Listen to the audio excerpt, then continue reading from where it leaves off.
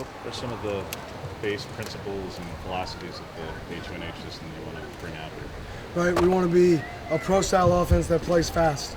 So what that means is we want to put our athletes in the best position to win one-on-one situations, but we want to be able to do that at variations of tempo. So whether we're playing super fast, whether we're in a check with me system, so we're trying to be able to create a variation of tempo. We're also creating matchups via one-on-one based off our personnel groupings. They've had, through all of its incarnations, different ways where, like, past couple of years for you guys, you ran a lot because of quarterback injuries and other things. At Auburn, they integrated all kinds of different skills based on quarterbacks. Stidham was different than earlier on with Nick Martin or something, where Tulsa had the 3,000-yard receivers. What is the version of it? What is the plan? What is the vision that you have? I think for us, this system is built for playmakers, and we are going to put our playmakers in space. If those playmakers are our best players, our running backs and our best players are up front, we're going to run football. If our best players are on the perimeter who can win one-on-ones, we're going to give them opportunities.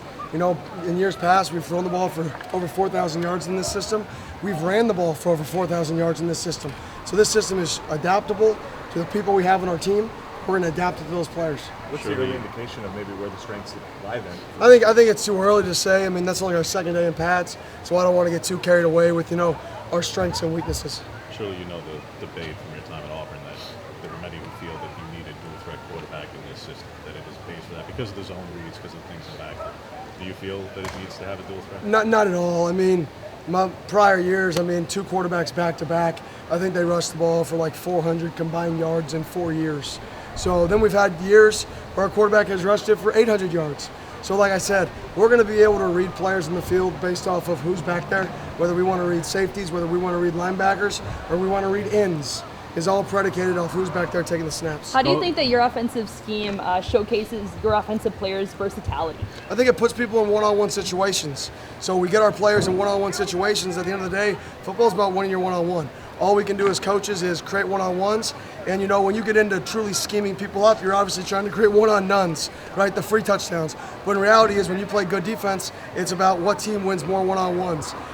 You're going from a game that's very used to being more focused on the running game, and now you're trying to kind of expand that a little bit. How do you feel like the offensive players here have adjusted to that transition? I think they're excited.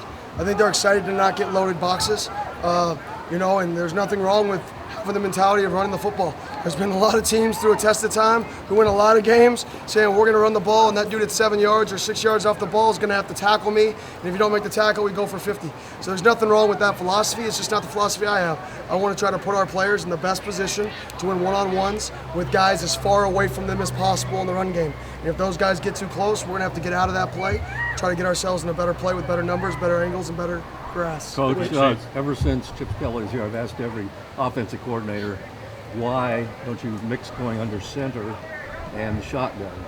Oregon has never gone under center, maybe a couple plays since Chip Kelly.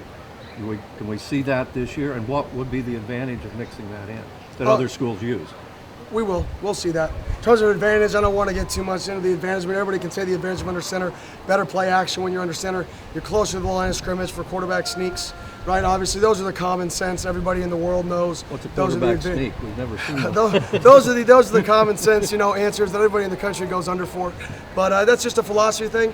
You got to remember, some teams that only line up in the shotgun, the most important play of the game, are you going to change every way you operate on a 3rd and 1, something you practice 4% of the time for the most important play. So there's nothing wrong with that philosophy either. I do believe in getting under center, though. I do believe in presenting that threat. What do you think that goes into coaching the quarterbacks? What do you enjoy about coaching the quarterbacks and seeing their maturation and evolution? I enjoy when they get it.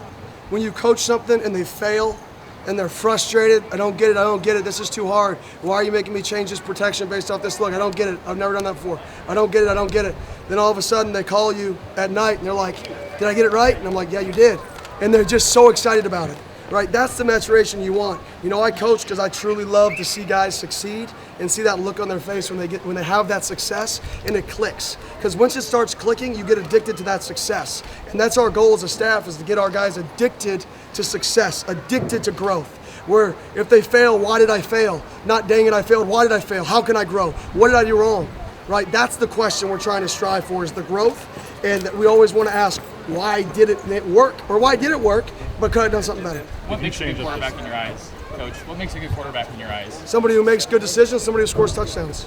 If you change up It's simple. or if you change up the verbiage from the numeric system to something else, are you going to X, Y, Z or Yeah, spin and we'll like be that? XYZ or XZHAT will be how we go. What's it been like working with Bo Nix again after coming from Melbourne? It's awesome. He's competitive. He loves to learn. He loves football. It's great for guys to get around somebody who has that experience. You know, I was in a similar situation last year. We brought in a guy with experience, and that guy raised the level of play for everybody in the room. Have you seen ways that he's grown since your time with him in 2019? No question. I think he's grown. He just understands the game more. You know, when he got there, he's forced to start as a true freshman on the road versus one of the best teams in college football that year, right? And that's tough to be put in that situation. And I think he was thrown in the fire probably a little too early. And you can see that growth that he's made, and it's pretty good. Why was what you're inheriting in coming here with three quarterbacks? Many people certainly felt very good about Ty, about Jay, about Robbie who's not here. Why did you feel the need to add an experience? Yes, experience is a big factor for sure, but why bring in Bo? Competition. It's that simple. Competition, right? Competition. You know, I talk about in our room a lot, right? There's two types of people. There's a type of person who just wants to play, right? And there's the type of person who wants to be the very best version of himself.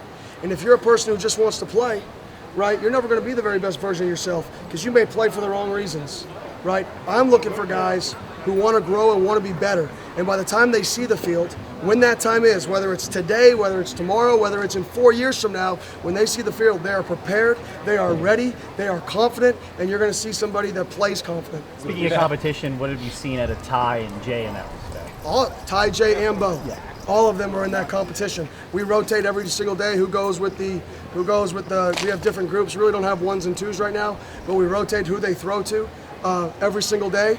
It's a fair rotation. They know to rotate the next day. And I see guys who are helping each other. That's what you want.